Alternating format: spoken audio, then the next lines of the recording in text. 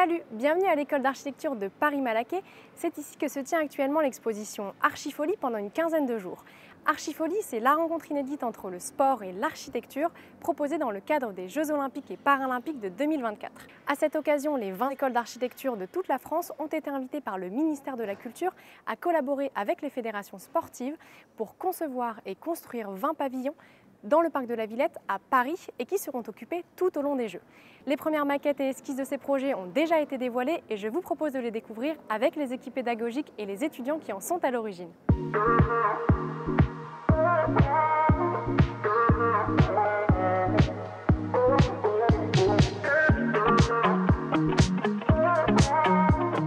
Pour les étudiants qui travaillent sur chacun de ces projets, les enjeux de conception de ces pavillons éphémères sont nombreux.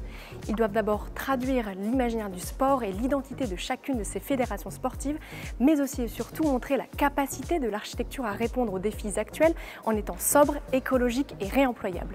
Mais alors comment les étudiants anticipent-ils un tel projet? De sa conception à sa construction à venir, nous avons décidé de leur poser la question. Bonjour Quentin. Bonjour. Tu es étudiant en Master 1 à l'école d'architecture de Marseille. Est-ce que tu peux nous parler un petit peu du projet sur lequel vous avez travaillé? Oui, tout à fait. Donc, nous avons travaillé en lien avec la Fédération française de voile dans le cadre du projet des JO. Donc, nous avons plusieurs échanges avec la fédération et nous avons déterminé du coup un grand axe qui est de faire un pavillon qui soit en deux temps. C'est-à-dire en premier temps pour les JO, dans le cadre du parc de la Villette, et dans un deuxième temps un pavillon qui soit entièrement démontable et réutilisable par la fédération pour tous ces événements pendant 5 ans. Vous avez travaillé en groupe sur ce projet, est-ce que tu peux nous parler un petit peu de votre organisation? Nous allons commencer d'abord par chacun produire un pavillon, puis ensuite rassembler par grandes idées par 4 grands pavillons. Une fois ces grands pavillons présentés à la Fédération française de voile, qui les a validés, nous avons réalisé 2 autres pavillons reprenant les idées plus générales pour faire des pavillons vraiment très concis et beaucoup plus simples de réalisation.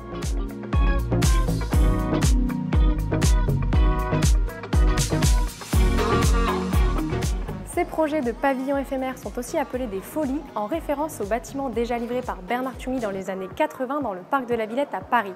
30 ans après la livraison de ce projet, l'architecte accompagne les étudiants dans leur démarche et il va nous expliquer comment il s'y prend.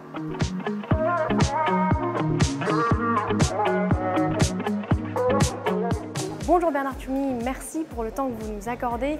Voir des étudiants qui travaillent sur le projet que vous livriez il y a 30 ans, qu'est-ce que ça vous fait et qu'est-ce que ça vous inspire? Aujourd'hui, je vois un certain nombre de projets, d'esquisses de ces différentes écoles qui sont passionnantes. C'est devenu un prétexte à de l'invention architecturale et ça me fait très plaisir. Comment est-ce que vous intervenez dans la supervision des projets de ces étudiants? J'ai expliqué à quelques-uns d'entre eux quels étaient les principes ou les motivations du parc de la Villette il y a, comme vous le dites, plus de 35 ans. Le monde change et comment continuer à avoir cette créativité, et c'est ce que nous avons vu aujourd'hui avec les projets des étudiants. Il y a un challenge, comme on dit, un défi. C'est non seulement de monter ces pavillons, mais de les démonter et de les réutiliser.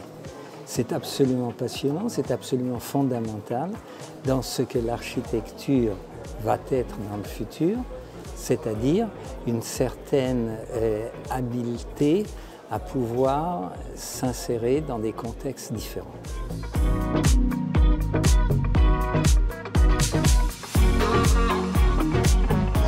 Pour l'heure, ces projets sont encore à l'état de maquette présentés dans le cadre de l'exposition Archifolie à l'ENSA Paris-Malaquais jusqu'au 21 juillet. La prochaine étape, c'est la finalisation des besoins techniques dans chacune des écoles, puis le montage des pavillons au printemps 2024.